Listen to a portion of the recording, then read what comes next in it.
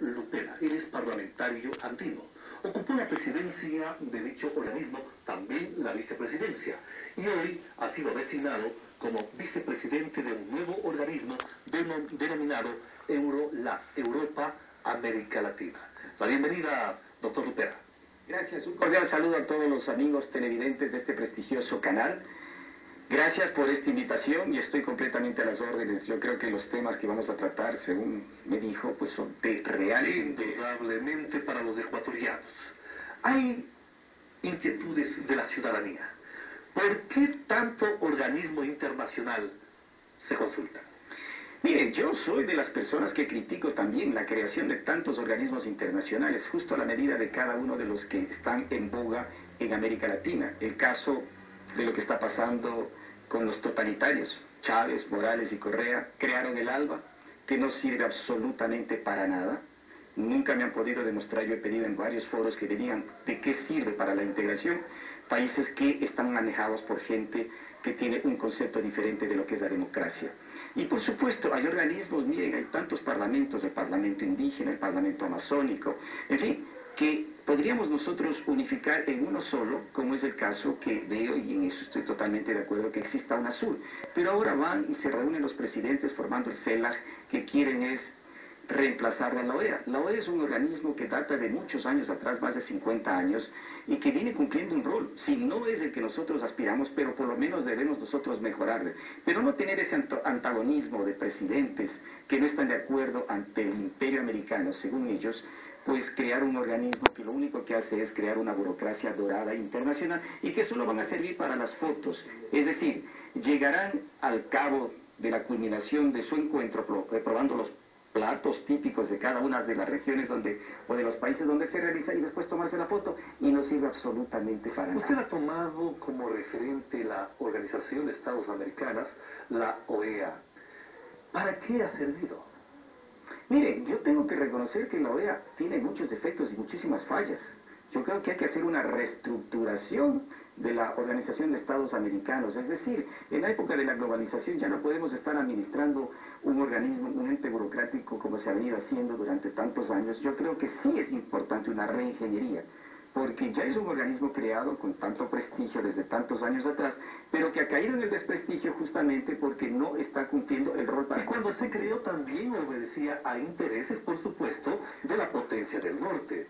Inclusive Ecuador es una de las víctimas de su estructuración. Cuando, recordemos, hagamos memoria histórica ecuatorianos, cuando el conflicto del 41, a nosotros le invadieron a los Estados Unidos en la guerra de la Segunda Guerra Mundial, en Pearl Harbor. Mientras aquello se daba la noticia mundial, el Perú invadió el Ecuador y a nosotros nos dijeron, a ver, siéntense, que primero arreglemos las cosas de los mayores.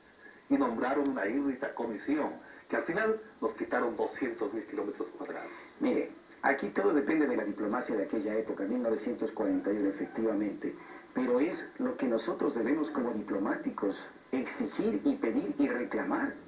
Pero recordarán ustedes, Perú tuvo todas las oportunidades con todas sus delegaciones de embajadores de estar bregando ahí, mientras que el Ecuador reculó un poco y se dio territorio. Pero tenemos nosotros que aceptar que falta a los diplomáticos ecuatorianos un poco más de agresividad y un poco más de insistir ante los organismos internacionales reclamando permanentemente. Yo creo que efectivamente el Ecuador, no solamente en ese caso, miren, han venido de observadores para las elecciones la OEA, y quien ha estado de turno en la Secretaría General de la OEA ha sido del lado de los totalitarios, pues aquí nos perjudicó en el caso patético del presidente Lucio Gutiérrez, que él ganó en la segunda vuelta, entró a la segunda vuelta, pero aquí la OEA no hizo absolutamente nada. Yo particularmente constaté, cuando estaba en Jipijapa, que estaban ahí con Uria, que estaban con una cantidad de sacos ahí promocionándole a Correa, y yo me quejé ante un delegado de la OEA y le dijo, bueno, nosotros no podemos hacer absolutamente nada. Pero del otro lado tampoco es decir, nada. Ahí está el caso de Manuel Zelaya. Miren, el caso de Zelaya, el caso de Honduras es un caso también patético, ¿no? Pero aquí la OEA tiene algo que quizás por el temor de lo que está sucediendo actualmente, por eso estoy exigiendo y pidiendo de que debe haber una reestructuración en organismos internacionales. Pero no por eso tenemos que crear más organismos, porque lo que hacemos es, justamente a lo que viene su pregunta, creando más instituciones de carácter dorada, que aquella que nosotros ya tenemos y que la podemos nosotros buscar una reingeniería para dar otro tipo de respaldo a esos organismos. Fausto Lupera, la Organización de Estados Americanos, con todos sus problemas, con toda la falta de reingeniería que hay que implementarla, debe subsistir. Bueno, si es que realmente no se la puede cambiar, entonces sí nosotros tendríamos que buscar un organismo regional. El caso de UNASUR. Yo estoy de acuerdo con UNASUR. Es la unión de todos los países de América Latina. Los 12 países en el cual nosotros vamos, sí, ya con una mecánica y una mentalidad completamente diferente, que así espero que sea, porque no podemos politizar ni podemos ideologizar ningún organismo internacional, porque ahí sí entonces nosotros estaríamos buscando cierto tipo de organismos que solo favorezcan a los gobernantes de turno o de esa tendencia totalitaria que hay ahora en América Latina y no a una verdadera democracia. Lo que tenemos que buscar es que esos organismos defiendan los derechos humanos, defiendan la democracia, defiendan la libertad de expresión, es decir, organismos que realmente sirvan, pero si organismos que van a estar sirviendo, porque ya vienen las próximas elecciones del secretario general y yo tengo que congraciarme con tales o cuales países que son los totalitarios para que yo mantenerme en el cargo, como pasó con el caso del actual secretario general de la OEA. La Declaración de los Derechos Humanos, por ejemplo, la aceptan y la acatan todos, porque justamente sus principios son universales. Así es. Al desarrollo y la convivencia pacífica del ser humano. El derecho internacional humanitario igual. De manera que es posible pues generar algo en ese camino, sabiendo que en países de libre ejercicio democrático pueden venir de la una tendencia o de la otra tendencia. Sí, mire, yo creo que el capítulo de los derechos humanos está bastante descuidado, por parte aún de lo que existe en la Organización de Estados Americanos.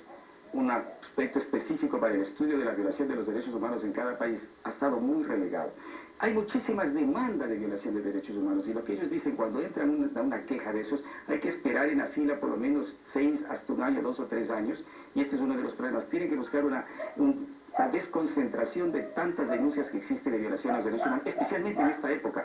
Violación de derechos humanos en Venezuela, violación de derechos humanos en Ecuador, violación de derechos humanos en Bolivia, es decir, y en Nicaragua, por supuesto. De estos totalitarios hay cualquier cantidad de denuncias. Y también hubieron violaciones, estuvieron en la época de Pinochet, sí, estoy de acuerdo. Recordemos en Argentina, en el tiempo de la dictadura. Así es, yo soy enemigo de todo totalitarismo, sea de derecha o sea de izquierda, por supuesto. Yo que soy amante de la democracia, de la libertad, yo estoy en contra de aquellos que, bajo cualquier bandería política, quieran abusar y sobre todo violar los derechos humanos, por supuesto que tienen que ser castigados, pero nos estamos refiriendo a esta época. Pero si nos remontamos a épocas pasadas, pues entonces veamos lo que pasó también en la época de Hitler, ¿no? Y así sucesivamente.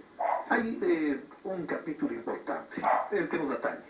La presencia de Fausto Lupera en el Parlamento andino ha sido muy notoria.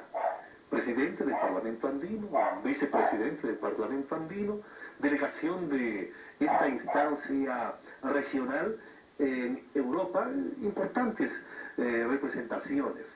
Pero aquí viene una inquietud. Representaciones importantes, alejamiento del poder político y ventajosamente último en la reunión de la CAN, el presidente Correa manifestó que se iba a mantener el Ecuador como miembro de dicho organismo. Esto nos da cierto respiro, permite actuar con mayor libertad asambleísta, parlamentario. Mire, yo la verdad es que no confío en el criterio de Correa.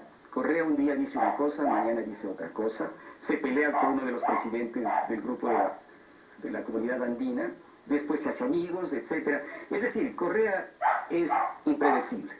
Yo me preocupé cuando escuché esos rumores de que el Ecuador se iría de la CAN y fue cuando yo debía subir la vicepresidencia del Parlamento andino ahora en el mes de julio. Lo dijo Patricio Zambrano y lo dijo Raúl Patiño, que estaban ahí en el Parlamento en Bogotá, que si Fausto Lupera asumía la vicepresidencia del Parlamento andino, el Ecuador se retiraba. Es decir, por un asunto político, retirarse de un organismo de integración, lo dijo Correa que se iba a ir y lo puso el pretexto de que era por el asunto de los transportistas de Colombia. Pero bueno, menos mal que le he escuchado que por lo menos en este cierto tiempo vamos a tener un espacio de tranquilidad. La CAN es otra cosa.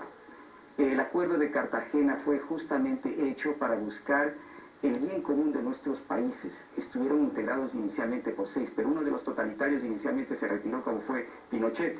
Después se retiró el totalitario de Chávez, de Venezuela. Pero y no hemos fue, quedado pero no fue cuatro. Chávez de que se retiró. No, se retiró Chávez. Tiempo. No, Chávez se retiró. Se retiró porque había firmado el Tratado de Libre Comercio Perú y Colombia. O sea, por un asunto comercial que les interesaba a esos países, Chávez se fue. Pero, ¿qué más del comercio puede ser importante en este tipo de Bueno, nosotros, organización? mire, es que en la época actual de la globalización no podemos nosotros aisladamente negociar.